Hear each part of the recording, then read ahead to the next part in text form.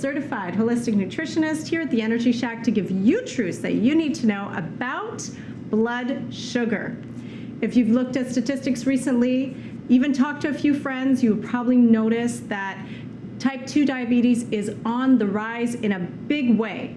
Type 1 diabetes is generally diabetes disease that you are born with or get it at a very, very young age. So I want to talk to you today about type 2 diabetes, which, believe it or not, yes, genetics has a role to play, but understand that it's less than 10%. The lifestyle that you and I have pulls the trigger on type 2 diabetes. So just because your parents have it, it doesn't mean, or your grandparents, it doesn't mean that you need to get it. Here's what I want you to understand mostly about blood sugar, type 2 diabetes especially.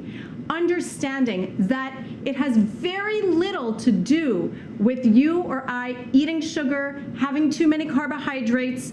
It's not necessarily a sugar problem.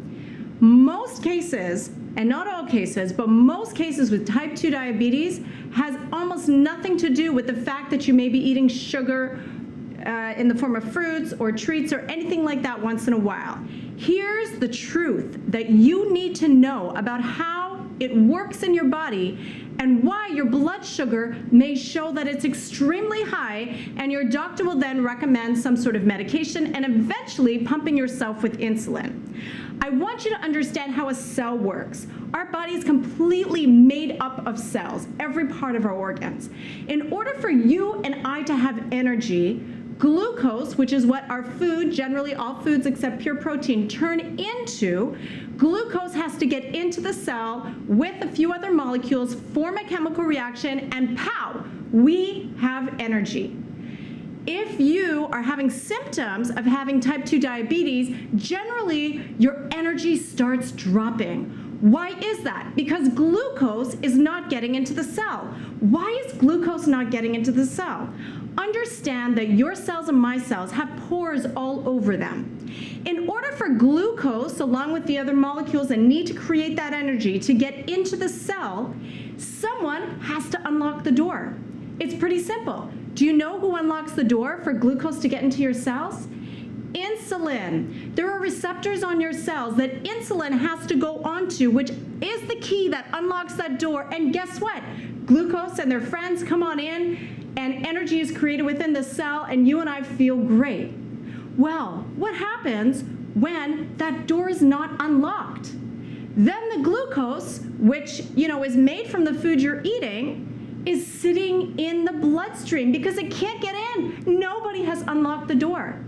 So as it sits in the bloodstream, you and I will go get our blood work tested, and the doctor will say, your blood sugar is so high. So it's not necessarily because you had that cookie today, although I really don't think you should have it, but it's not necessarily because you had your potatoes or your healthy carbohydrates. It's just that all that sugar, that glucose that it's turning into, which your body is really supposed to have, can't get into the cell.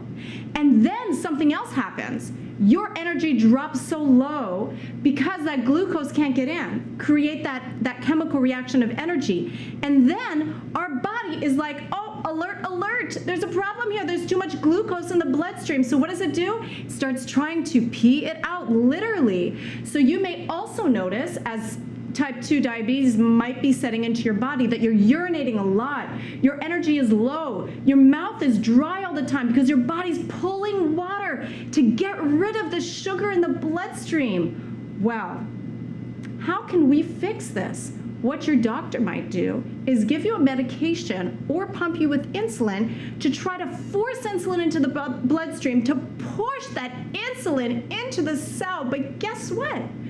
We can figure out very simply. I really like to ascertain the cause. I like to figure out the base reason. I'm sorry a lot of doctors don't ask that question. But the simple question is, why is glucose not getting into the cell? Why is that insulin receptor not opening up the lock on the door? Here is something that you may not know, is that studies have shown, and there are absolute confirmed studies out there, is that when that insulin tries to go on the receptor in the cell, it's blocked. Do you know what it's blocked with? intracellular cellular lipids. That's just a fancy word for saturated fats. It's sitting there on the receptor, and insulin can't make that connection and unlock the door. What am I saying? I'm telling you that our diabetes issue, the issue with type 2 diabetes, is more of a fat issue than it is a sugar issue. When I take my clients on a 30-day journey and I pull the saturated fat out of their diet, and instead, now you're not getting saturated fat. So now we're not accumulating any of that. But now let's fix the issue. Let's pull that saturated fat off the cells. How does that happen? By having high fiber diets. So you're going to have a nice big salad before you eat your plant-based meal. You're gonna have a nice big bowl of fibrous fruits before you have your breakfast option. We're gonna fast through the evening so that the body can start to burn some fat out of the body. Believe it or not, but my diabetics on my program, type 2 diabetes, even type 1 diabetes, which I've had great success with at reversing the amount of insulin they take, do not snack all through the day because that actually spikes the blood sugar. So more than anything, I want you to understand today is that if you are struggling with type 2 diabetes, first of all, give me a call because I do free consultations. But second of all, lose the saturated fats. That comes from our dairy, that comes from our fish, our chicken, our beef, our pork, comes from all products that come from animals. Pull that out of your diet. Eat plant food instead. Your beans, your grains, even your nuts and seeds, although they may be high in fat, are good fats that actually help to reverse that fat lipid issue. Start adding big salads to your day. All that fiber will start to pull the fat off of the cells.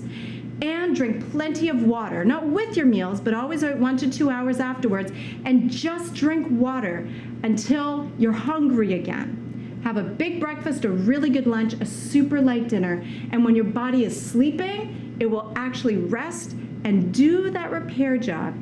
And I am so convinced that if you could follow that method, you will notice that your blood sugar will go to normal, your cells will breathe, insulin will unlock that door, and all that glucose, that good carbohydrates that you're eating will go right in. And here are 2 other things that you can do in order to help your blood sugar issue.